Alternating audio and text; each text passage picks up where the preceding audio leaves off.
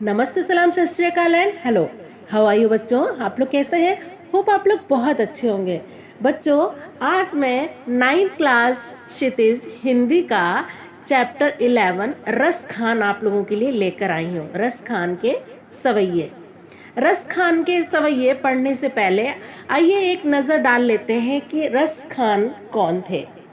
रस खान का जन्म 1548 में हुआ माना जाता है और इनका मूल नाम सैयद इब्राहिम था और ये दिल्ली के आसपास रहने वाले थे।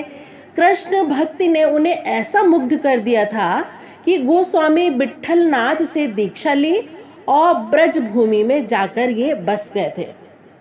यहाँ जो संकलित सवैये हैं, यहाँ पर पहले और दूसरे सवैये में कृष्ण और कृष्ण भूमि के प्रति कवि का जो अनन्य समर्पण भाव है ये व्यक्त हुआ है और तीसरे छंद में कृष्ण के रूप सौंदर्य के प्रति गोपियों की उस मुग्धता का चित्रण किया गया है जिसमें वे स्वयं कृष्ण का रूप धारण कर लेना चाहती हैं। और चौथे छंद में कृष्ण की मुरली की धुन और उनकी मुस्कान का जो अचूक प्रभाव है वो गोपियों को किस प्रकार से विवश कर देता है, इसी चीज का वर्णन किया गया है। प्रस्तुत है पहला सवैया। पहले सवैये में रस खान जी ने कृष्ण भूमि के प्रति अपना अनन्य भाव, अनन्य समर्पण के बारे में बताया है और वो ये कहते हैं, यदि हमारा अगला जन्म होता है तो इनकी क्या इच्छा है। मानुष हो तो वही रस खानी। रस खान कहते हैं, यदि मेरा अगला जन्म मनुष्य के रूप में होता है तो वही रस खानी वही होना चाहिए। बसो ब्रज गोकुल गांव के ग्वारन। मैं बसना चाहता हूँ कहाँ? ब्रज और गोकुल के गांव के ग्वालों के साथ में। यदि हमारा अगला जन्म एक मनुष्य के रूप में होता है तो हमें ब्रज गोकुल के गांव के ग्वालों के रूप में बसना है। जो पशु हो तो कहा बस मेरो। रस खान जी कहते हैं, जो यदि हमारा जन्म पशु के रूप में होता है तो कहा बस मेरो, तो मेरा बस क्या है, कहा क्या है। चरो नित नंद की धेनु मझारन। लेकिन मेरी इच्छा है कि मैं चरना चाहता हूँ। नित मीन्स सदैव, नंद बाबा की, धेनु मीन्स गाय, मझारन मीन्स बीच में। तो मेरा इच्छा है कि मैं नंद बाबा की गायों के बीच में चरूं। पाहन हो तो वही गिरि को, जो कियो हरि छत्र पुरंदर धारण। पाहन मीन्स पत्थर।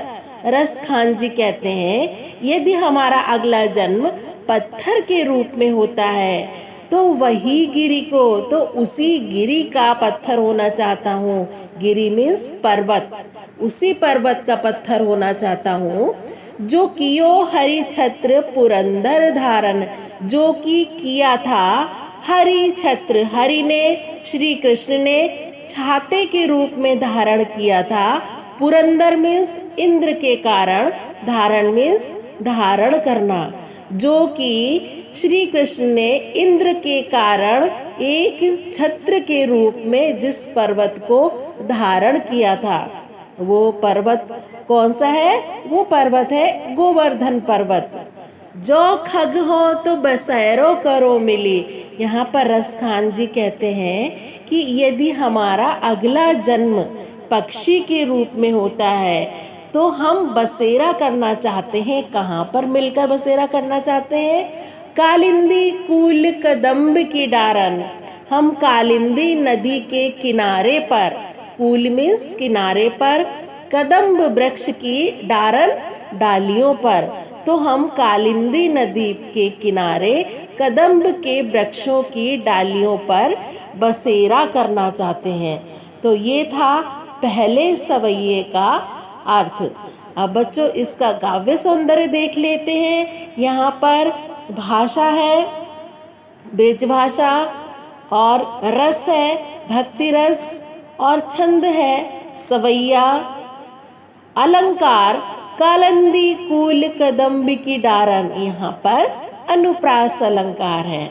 तो समाप्त होता है पहले सवैये की व्याख्या।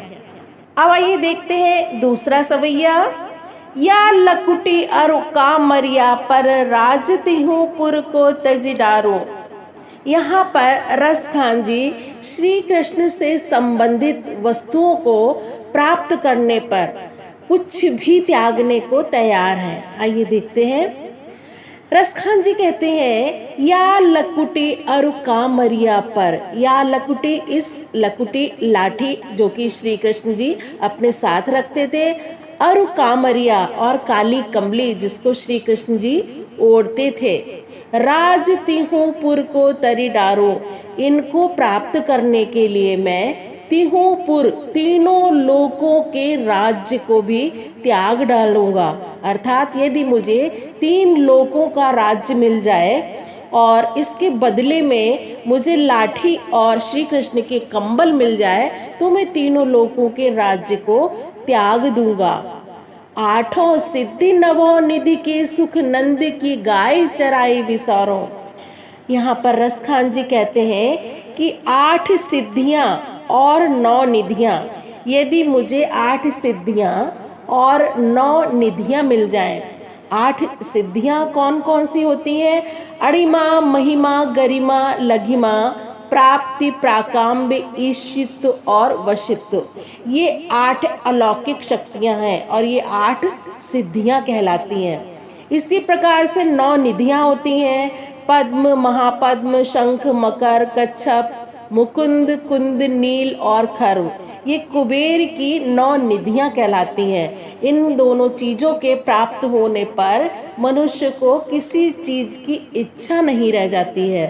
लेकिन रस खान कहते हैं कि यदि मुझे ये 8 सिद्धियां और 9 निधियां मिल जाएं, इस सुख को भी मैं नंद की गाय चराई विसारो, इसके बदले मुझे नंद बाबा की गायों को चराने को मिल जाए तो इस सुख को मैं विसारों में भूल जाऊंगा।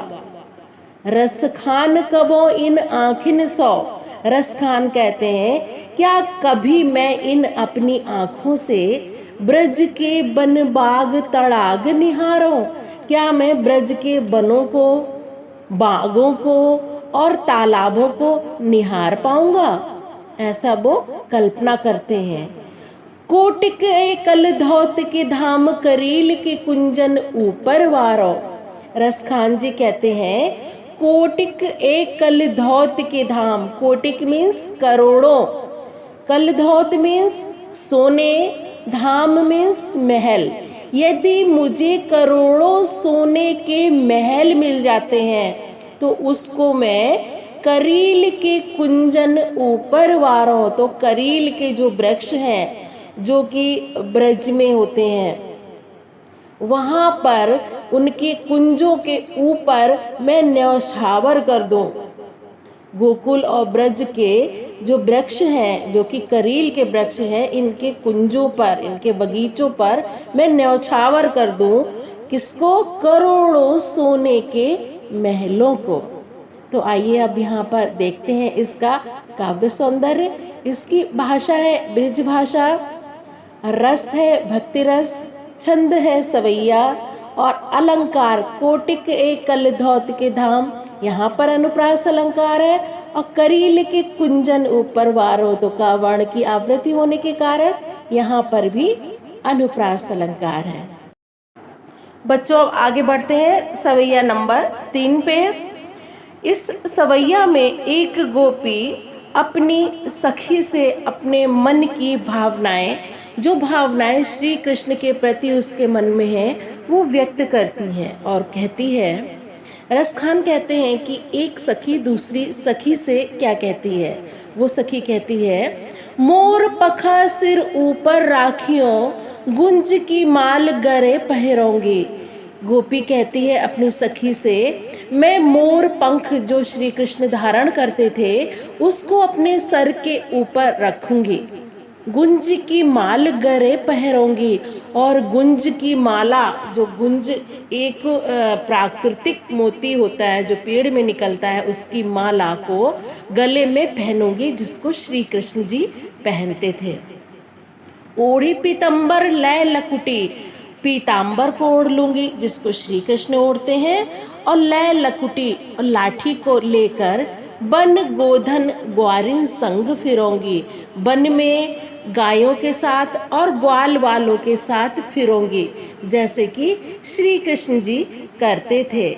भाव तो वो ही मेरो रस खानी, भावतों में अच्छा लगता है वो ही श्री कृष्ण, मेरा रस खानी, रस की खान अर्थात श्री कृष्ण।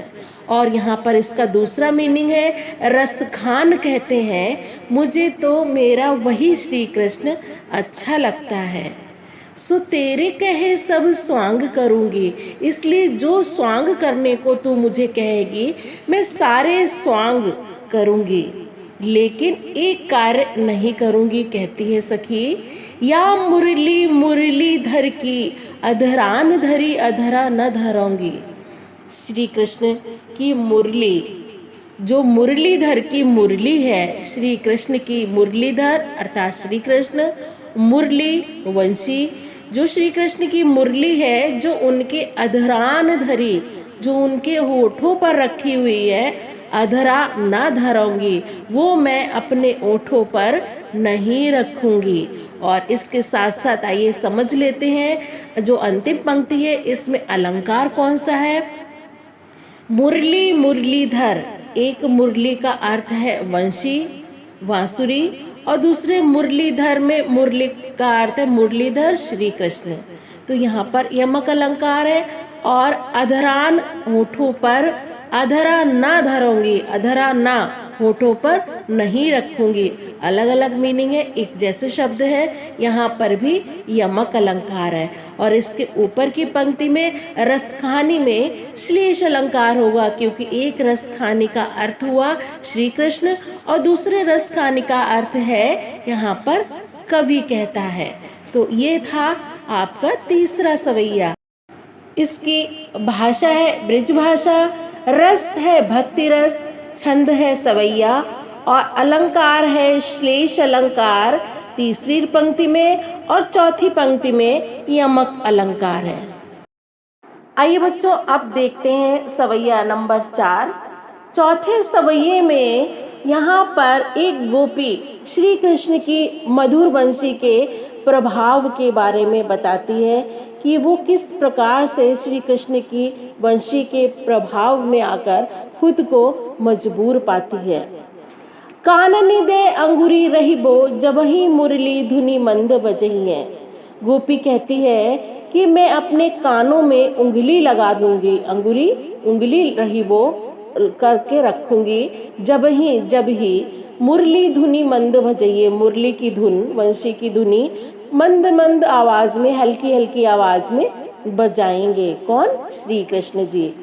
मोहनी तानस सो रस खानी, मोहनी तानों से रस खान कहते हैं वो यदि मोहनी तानों से अटा चढ़ी गोधन गई है तो गई है, छत पर चढ़कर, गटा में छत, चढ़ी में चढ़कर, गोधन में गोधन नामक एक लोकगीत, इस लोकगीत को गई है तो गई है, गाएं तो गाएं। दूसरा मीनिंग देखिए, रस खानी, यहाँ पर दूसरा मीनिंग रस खानी का हो जाएगा, वो रस की खान अर्थात श्री कृष्ण मोहनी तानों से छत पर चढ़कर यदि गोधन नामक गीत को गाएं तो गाते रहे। वो गीत किससे गाएंगे? मुरली से वो धुन निकालते हैं। टेरी कहो सिगरे ब्रज लोगनी, और यहाँ पर गोपी कहती है टेरी मीन्स पुकार कर, मैं पूरे, सिगरे मीन्स पूरे, ब्रज लोगनी ब्रज के लोगों को पुकार कर कहती हूँ। काली को कितनो समुझइए, काली मीन्स कल, को कोई, कितनो कितना भी, समुझइए समझाए, मैं पूरे ब्रज के लोगों को पुकार कर कहती हूँ, कल चाहे कोई मुझे कितना भी समझाए।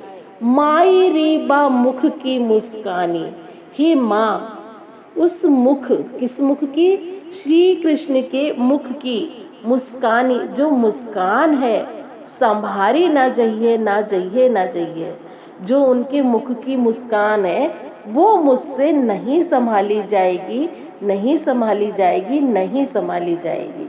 इसके लिए गोपी अपने आप को विवश पाती है। तो ये था सवैया नंबर 4 का व्याख्या।